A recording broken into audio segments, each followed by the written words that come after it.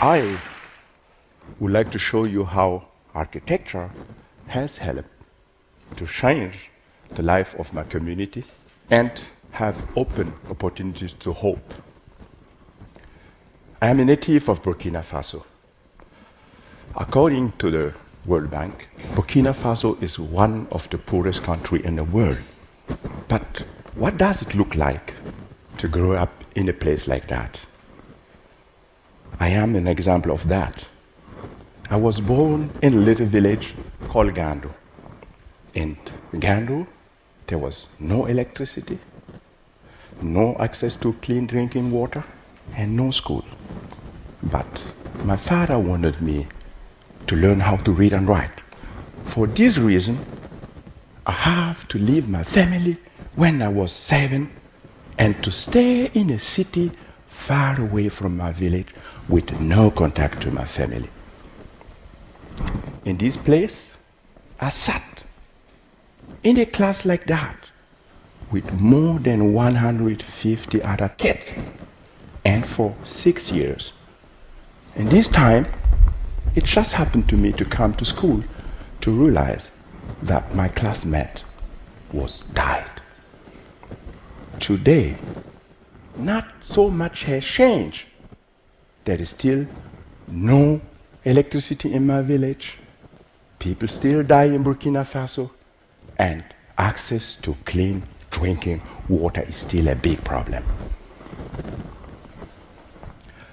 I had a luck. I was lucky because this is fact of life when you grow up in a place like that.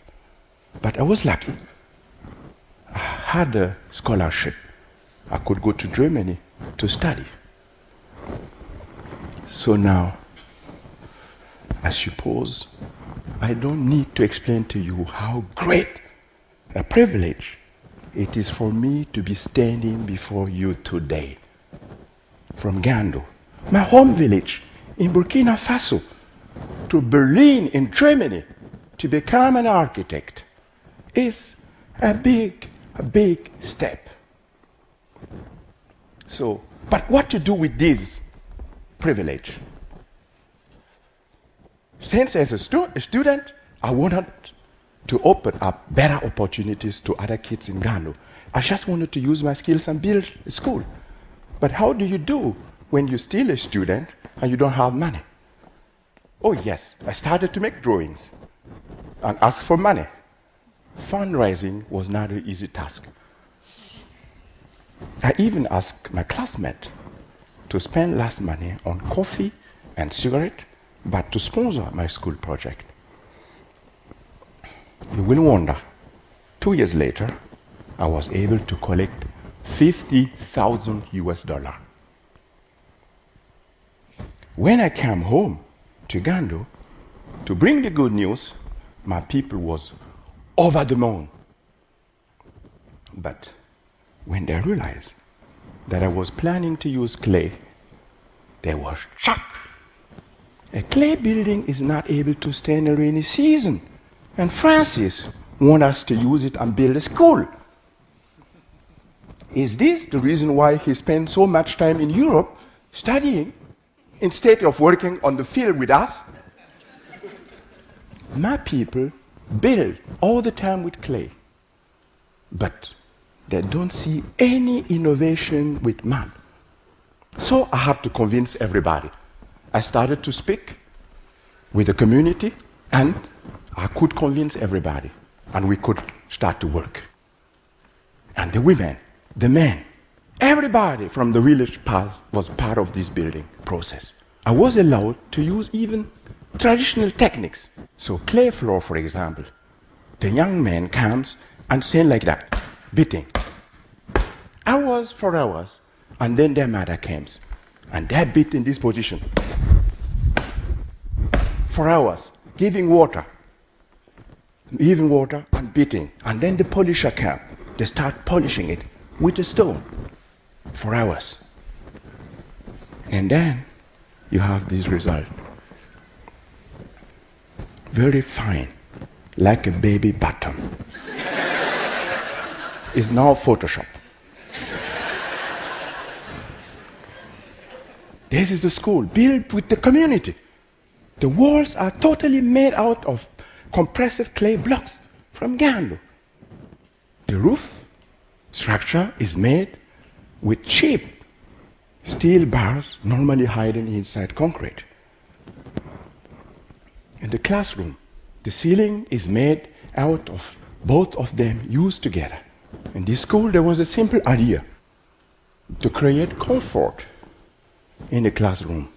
Don't forget, it can be 45 degrees in Burkina Faso. So with simple ventilation, I wanted to make the classroom good for teaching and learning. And this is the project today. 12 years old, still in best condition. And the kids, they love it. And for me and my community, this project was a huge success. It has opened up opportunities to do more projects in Ghana.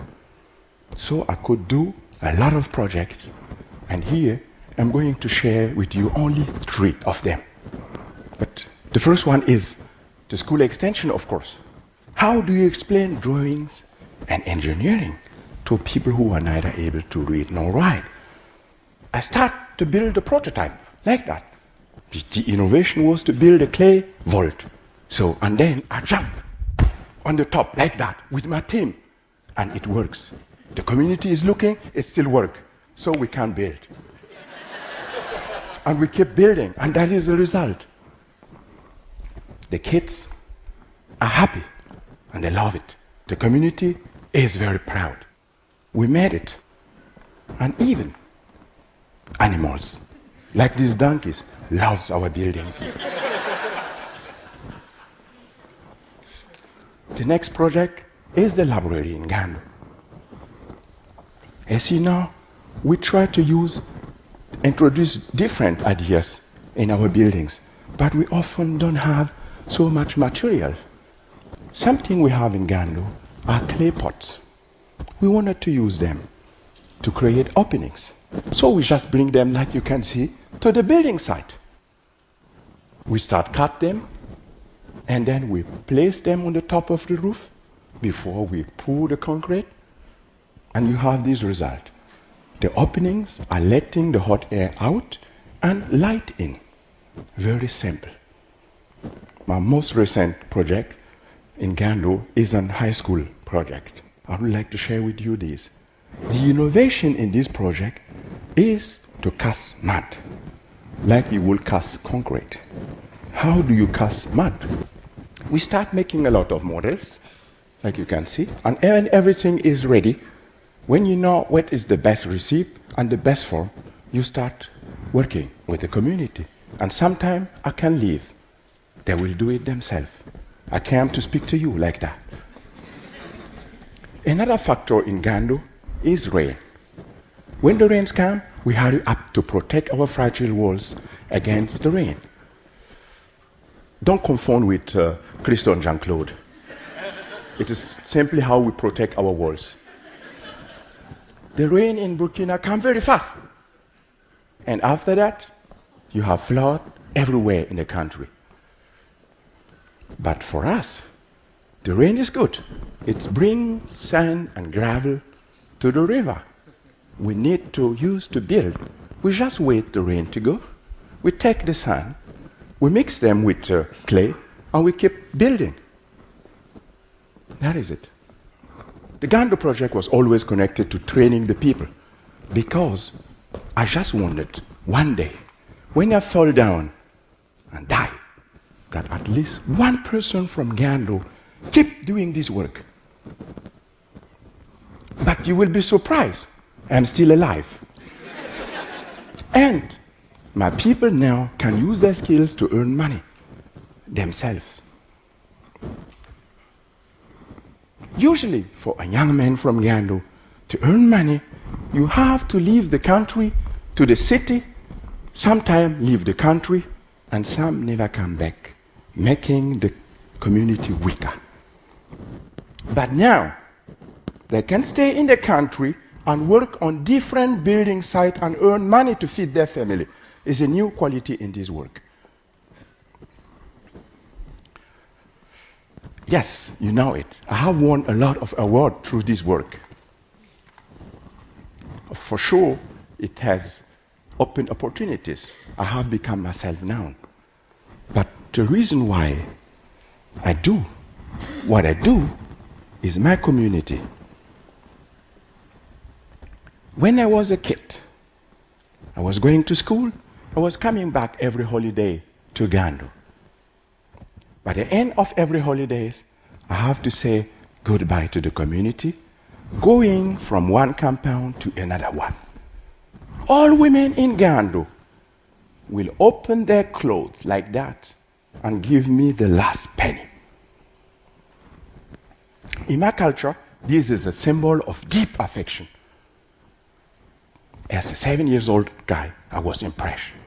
I just asked my mother one day, why all these women love me so much? She just answered, they are contributing to pay for your education, hoping that you will be successful and one day come back and help improve the quality of life of the community. I hope now that I was able to make my community proud through this work. And I hope I was able to prove you the power of community and to show you that architecture can be inspiring for communities to shape their own future. Merci beaucoup. Thank you. Thank you. Thank you. Thank you.